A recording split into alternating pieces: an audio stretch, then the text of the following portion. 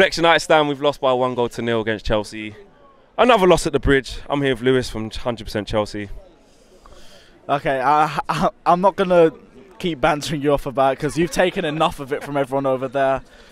But I didn't understand, like, because I understand that you guys park the bus against bigger teams. You play a lot more defensive, but I didn't understand why you guys just refused to go forward as much as you guys did. Like, I think you guys had one shot in the first half, maybe a couple more in added time. But other than that, you guys didn't really offer much threat to us.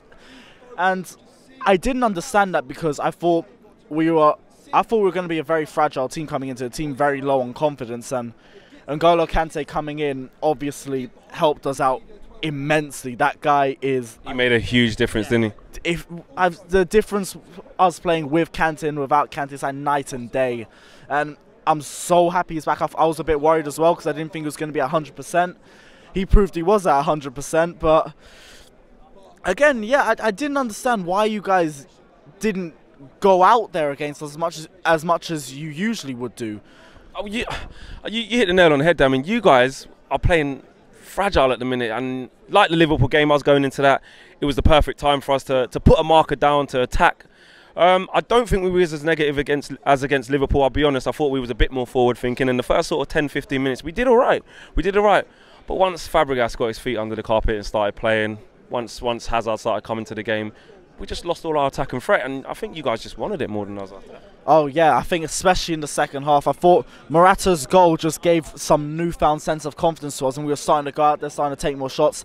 I thought if it wasn't for bad finishing, because you saw Hazard missed a couple of chances. Bakayoko, yeah. It's a lot of chances. We could have extended that lead. It could have been 2, it could have been 3. Not going to say it could have been 4 because it wasn't that deep, but we could have pushed further and further away from the game, and I felt like personally this is the best game we've played. Well, this is the best performance we've shown since Atletico, and ever since then it's just been dreadful performance after dreadful performance. But this is a performance that hopefully can give us a kick up the arse we need to go on to next season. I'm seeing players like Christensen who's slotting in and making us forget about David Luiz. I'm seeing everyone back, everyone's fit. So with the international break coming up, and I'm doubting a lot of players are going to get a lot of game time because World Cup qualifiers are now sorted. I'm guessing it's just friendlies for now. I'm hoping for something better. I did say, in terms of the league, I think both Manchester clubs are there before us, and I know there's a little smile on your face coming up because of that. Well, the way we wanted to stay within touching distance of Man City, and that's why it was important to at least get something out of this game. We haven't managed to do that today, so City have extended their lead on us. I mean, that was my next question to you. I mean, do you see yourself in the title race at all, or it's as simple as that you think it's going to Manchester? I think it's like when Mourinho came back to Chelsea and he said we were like the little horse. That's what I see us at. You guys, as the champions. I know, but that's the thing, because I've been saying it for weeks. I don't think we did well in the transfer window. Like we got rid of 18 players and we brought in 6 with an extra competition, and it doesn't make sense. And I still think at the end of the day, depth is going to come into play. And after the international break, we haven't got a free midweek until 2018. We're going to be stretched. Everything was rosy for you guys last year. No other competitions, and now you're finding yourself in all the competitions, and Conte's starting to moan about the fixture pile-up, etc., etc. Conte's moaning about the fixture lineup, but I also think it's a little dig at the board because they did not go and get the players he wanted. So I can understand it is a fixture pile-up, but it is going to come with an extra competition. I can understand that. That's why I don't see. That's why I think we'll be there amongst it. But out of the 3 that's going to fall off first, we're going to be the ones to fall off. And hopefully next season we prepare a lot better. We have a habit of not preparing well after we've won the Premier League. I mean, look at 2015, but I don't want to remember that. But let's see what happens next season. This season, I'm hoping for top 3. I'm not saying top 4 because I think we're good enough to get into top 4 anyway, but top 3, if we can get that, I'll be happy.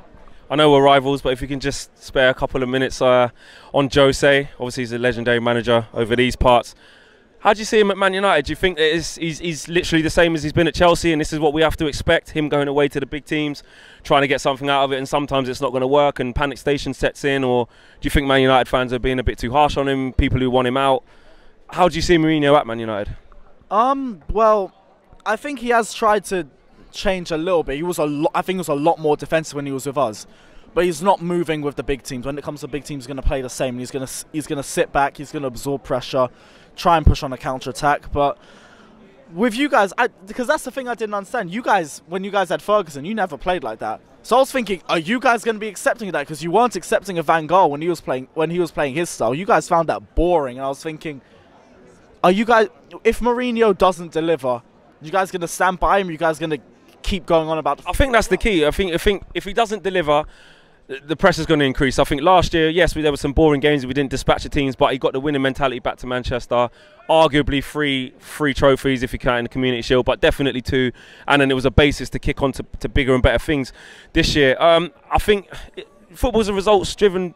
You know what I mean? If we don't get the results, then the pressure will mount. But I think it is divided with Mourinho right now. Some fans are actually starting to turn him already, and I think it's a bit early. Nah. They shouldn't be turning on him right now. Again, you guys personally are my title favourites. Even with the way City are playing, because I want to see how City react to a loss. Because last season they won 8 games in a row. They lost to Tottenham and they just dropped off, never recovered. So with City, I want to see how they perform after a loss. But I personally think you guys, your team just looks mad. I personally think you guys are the favourites. But with Mourinho, with us, I personally never cared because, like you said, it's a results-driven business. If I went to a game, they had 1 shot on target and they scored that one and that was it, I'd be happy. 3 points, that's it. You guys, again, that's the thing. I'm not sure with you guys because you guys were used to so much more with Sir Alex. We've been spoiled. We've been spoiled with Sir Alex. A lot of Man United fans do say that. But I also feel like maybe the last few years might have been a bit of humbling for you guys, maybe. Yeah, no, I agree. Arrogant or anything, but it might have been a bit humbling. What with Moyes and Van Gaal and now getting Mourinho. So personal opinion is, Mourinho's already got you to 2 trophies. This season, I personally think he's going to take you to the Premier League, and if he does, he's going to take you very close to it. So look at the fact that Mourinho has progressed with this United squad year in and year out.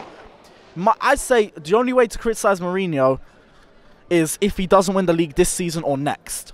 Then questions are going to start to be asked. Like with Guardiola, if he doesn't win the league this season, questions are going to start to be asked of him as well. So with you guys, give him 1 more year.